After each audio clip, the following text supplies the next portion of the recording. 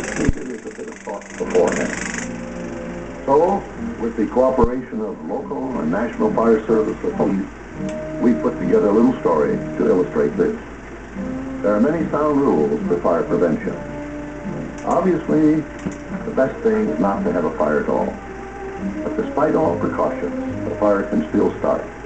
And if it does, what you do in the first few minutes can mean the difference between life and death.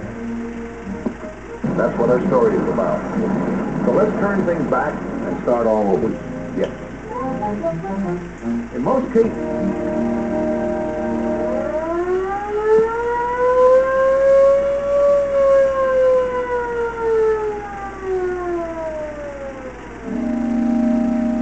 this house you might find on any street in any town.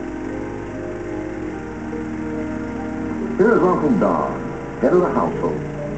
After working hard all day, he likes to relax and improve his mind. He takes care of his home and his family. But like most of us, he's apathetic about guns. He figures he won't have one anyway. Uncle Don, teacher says we gotta have a fire escape plan for our house. And look, we do the house so you can see all the doors and windows and stairs. That's what I want. Listen, Uncle Don, teacher says we ought to have 2 ways out of every room, like this. Yeah, and we've got to decide on a place to meet outside so we know everybody's house. Don, you should put in a collapsible ladder by this window upstairs, too. And look, Uncle Don, teacher says we ought to all have a signal to wake everybody up if there's a fire at night.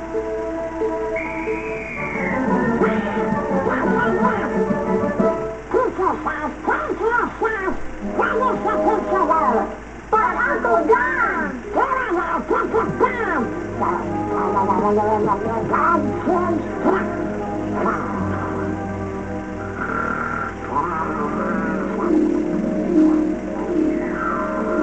Look at this, he didn't pay any attention at all. Wouldn't even look at the plan. And the signal.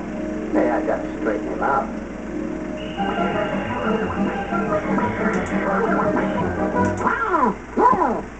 Me? I'm your official bumper picker, huh? If they shouldn't listen to the teacher, you should listen to them. They were telling you how to get out of the house. With a fire going on, Charlie? You're coming with me, Pops. You got a lot to learn. Let's take a look at that house of yours for a minute. It's got a nice layout. Bedrooms upstairs, living room, dining room, all that downstairs. We're going to have a little problem in the living room to start with. Let's see.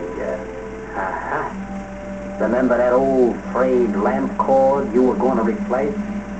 Suppose that the bare wires touched. That could get hot enough to start the rug smoldering. Might even work up onto the overstuffed chair.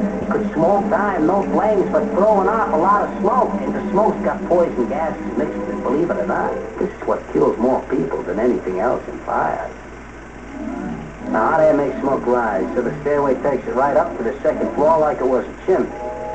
But any house is like a big box with a lid on it, so it fills up with smoke from the top down. This is even true in a one-story house. All right, now we'll put you in your bed, asleep, and take a look at what can happen. Look at that, Pops. You left the bedroom door open like you always do. So the smoke comes right in from the hall, starts to fill up the room. And like I said, it fills up from the ceiling down, so the top half of the room gets pretty thick by the time you wake up. You jump out of bed, smack into it, and bang. A little matter of carbon monoxide, Charlie. One of those gases that's mixed in with the smoke. You can't see it, you can't smell it, but it's there. And sometimes just a couple of whiffs can make you groggy, even knock you out. A couple of more whiffs, it could be all over. Matter of fact, 80% of all fire victims get it without even having seen the flames. All right, just for the sake of the argument, let's say you get out of that one. You have the door closed. Now, a plain old ordinary door will keep out most of the smoke and even heat the flames for as much as 15, maybe 20 minutes. That's if the door is closed. Naturally, you ought to always use normal exits, like a door, when you can, but feel it first. If it's hot, you'll never... Don't open it! time, it's superheated air. One breath, and it's curtains again. Hold it. Come on back. Let's say you got out of that one, too. You still got a problem. Time. There ain't much left. The temperature can get up to 1,000 degrees in 3 or 4 minutes where you are, because that super hot air is really pouring in. There's still no flame, but the whole room could go any second. Close the door. That'll help keep the heat out. But now what do? Huh? You do something stupid like trying to save the banjo or Grandpa's picture. Forget it. You gotta get out. Fast. Don't panic. The window, right? That's the only way out. But don't forget. It's on the second floor. Okay, you got the message now, pal? You can take chances if you want. But what about the kids, huh? You gonna let these things happen to them because you didn't do nothing about it? You gotta have a plan, Pops. A plan! Okay, pal, I'm giving you one more chance. Don't look. Just do like I tell you.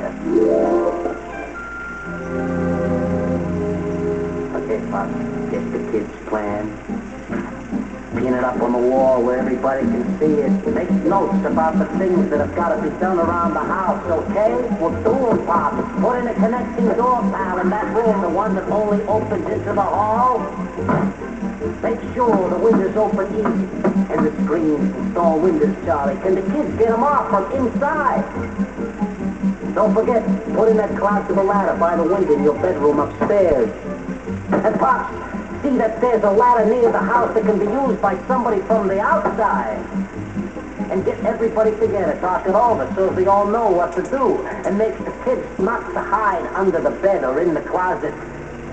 Kids do this when they're scared, you know. Okay, Pops. Start the drill with the kids in bed. After all, the most dangerous time is when everybody is asleep. Now you go to your own bedroom and sound the alarm. Pop, you gotta make sure the kids roll out of bed without standing up. And they should stay near the floor because any good air is gonna be down low. Tell them to feel the door, and if it's hot, don't open it.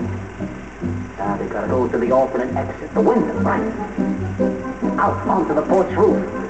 Okay, now you, Charlie, use the secondary escape from your room. Good boy, Pop, you get the ladder from outside and bring it around to the porch. And you help the kids down, you're in, you're home free. Now that you got everybody out, count noses. Make sure nobody's nose goes back in. Here's where somebody should be appointed to go to a fire department call box or a neighbor's phone to call for help as fast as you can. But one more thing, Pops. Just suppose this was only a drill.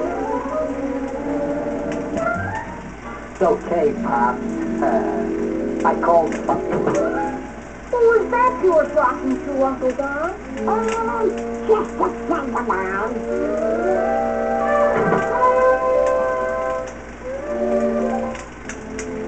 Whatever happens now, Uncle Doe's family is safe because they knew what to do beforehand. So in conclusion... Hold it, Pop. There's just one more thing. Oh? Yeah, what if your house is different? You can't figure out how to make a plan. What would you do then, huh? What? Well, I'd ask my grandchildren.